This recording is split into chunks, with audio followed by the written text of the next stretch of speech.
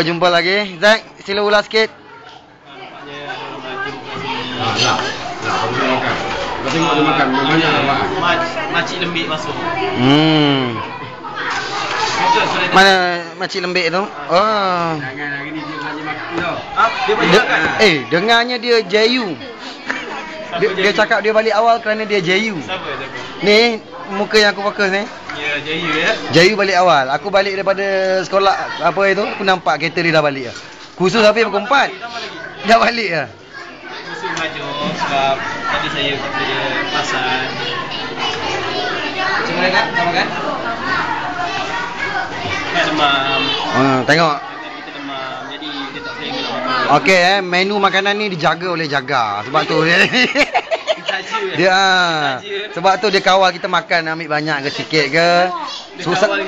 Susah kita nak jumpa kat sekolah-sekolah lain. Ini sekolah aja yang. Sebenarnya sebelum ambil tadi dah bagi kupon dah dekat dia kan. Jangan ambil bawah lauk apa dah lantak dia. Makan kuah aja ni memang. Orang lain semua boleh makan. Tapi kata ni apa? Nafizah kata kecuali Zamri. Dia ambil macam gunung.